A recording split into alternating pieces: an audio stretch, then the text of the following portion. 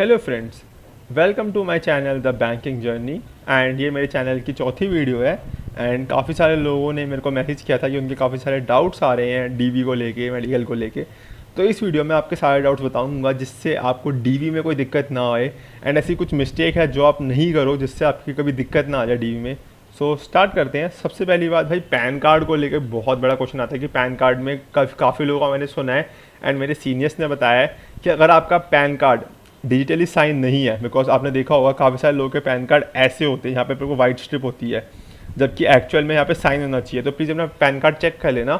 अगर आपका pan card इसे साइन नहीं है तो आपसे एफिडेविट करवा सकते हैं एंड आपको बोल सकते हैं कि ये थोड़ा आज के टाइम पे नहीं माना जाता, तो प्लीज़ ये चेक कर लीजिए।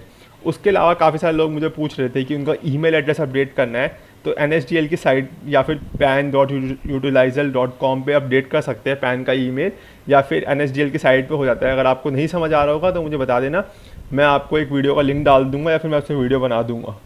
दूसरी चीज़, OBC का कास्ट सर्टिफिकेट पे भाई काफ़ी लोगों को क्वेश्चन आ रहे थे कि कब से इशू होना चाहिए। तो मैं आपको बता दूं, आपका जो कास्ट सर्टिफिकेट है वो 1 अप्रैल 2024 के बाद इशू होना चाहिए। एंड वो फाइनेंशियल ईयर 2024 1 अप्रैल 2024 से लेके मार्च 2025 तक होना चाहिए। और ये आपका स्पेशली सेंट्रल के फॉर्मेट में होना चाहिए, स्टेट फॉर्मेट में नहीं होना चाहिए, बिकॉज काफ़ी लोग बोलते हैं उनका स्टेट फॉर्मेट में है। अगर आपका स्टेट फॉर्मेट में है तो आपको दिक्कत आ सकती है। उसके बाद कैरेक्टर सर्टिफिकेट का काफ़ी लोगों ने पूछा गया है कि हमें कैरेक्टर सर्टिफिकेट पहले बनवाना चाहिए या बाद में बनवाना चाहिए। तो देखो यार, आपको डीवी के मेल रिसीव होने के बाद बनवाना चाहिए। एंड ऐसा ज़रूरी नहीं है कि आप पहले नहीं बनवा सकते, बनवा सकते हैं। अगर आप अपने गेजेटेड ऑफिसर से बात कर ले, अगर वो आपको लगता है कि वो नहीं बना पाएंगे लास्ट टाइम पे, तो आप पहले बनवा के रख ले। बट अगर आपको लगता है कि हाँ आप अरेंज कर लोगे तो डीवी तक का वेट कर लीजिए, कोई ऐसी बड़ी बात नहीं है। उसके बाद काफ़ी लोग पूछ रहे थे भाई गैप कितना मिलता है डीवी मेल्स के लिए। तो जनरली जो देखा गया है वो 7 से 15 दिन का गैप मिलता है डीवी के मेल्स का, मतलब मेल आने का 10-15 दिन का टाइम मिलता है जनरली।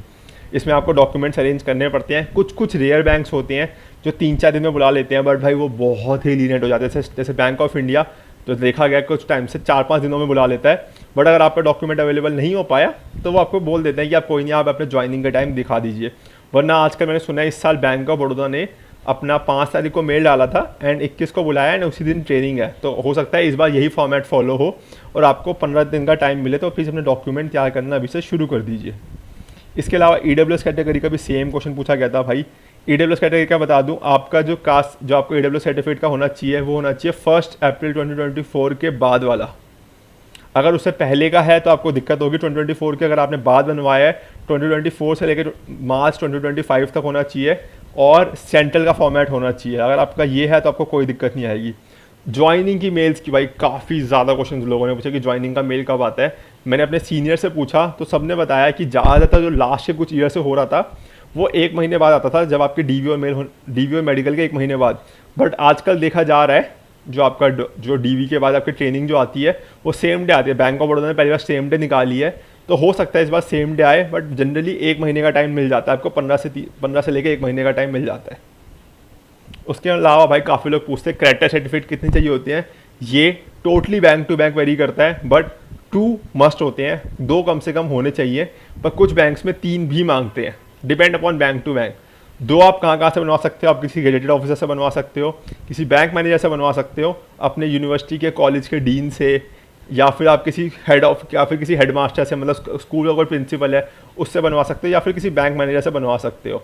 अगर आप किसी ऑर्गेनाइजेशन से काम कर रहे हो तो उस ऑर्गेनाइजेशन से भी बनवा सकते हो कैरेक्टर सर्टिफिकेट। अब ये क्वेश्चन भाई काफ़ी लोगों ने आया कि कैरेक्टर सर्टिफिकेट क्या होना चाहिए। देखो, अगर आपका कैरेक्टर सर्टिफिकेट 6 महीने से पुराना हो गया है तो भाई प्लीज़ नया बनवा लीजिए। अगर वो पुराना नहीं हुआ है तो भाई आप कोई बात नहीं, उसको यूज़ कर सकते हैं। अब काफ़ी लोग बोलते हैं हम तो कॉलेज 2022 में पास आउट हुए थे, तो भाई कोई बात नहीं। अगर आप 2022 में ही पास आउट हुए थे कोई बात नहीं, आप अपने कॉलेज में रिक्वेस्ट कर लीजिए कि आप प्लीज़ बना के दे दीजिए। अगर वो मना करते हैं तो उनसे एक डॉक्यूमेंट साइन करा लीजिए कि हम दोबारा नहीं बनवाते, आपको प्लीज़ इसको वैलिड कर दीजिए। अगर आप ऐसा कर दोगे तो बैंक आपका एक्सेप्ट कर लेगा। कास्ट सर्टिफिकेट में क्वेश्चन बंदे ने पूछा था कि कास्ट सर्टिफिकेट में नेम मिसमैच है, तो आपको एक एफिडेविट कैरी करना पड़ेगा कि आपका नेम मिसमैच है, और यूजुअली एक्सेप्ट कर लेते हैं डीवी में, ऐसा कोई दिक्कत नहीं आती। बट आपको कोई साथ में एक डॉक्यूमेंट लेके जाना पड़ेगा उस पर्सन का जिसमें उसका नाम प्रूफ हो रखा हो। तो ये थोड़ा देख लेना, इसमें वैसे कोई बहुत बड़ी दिक्कत नहीं आती।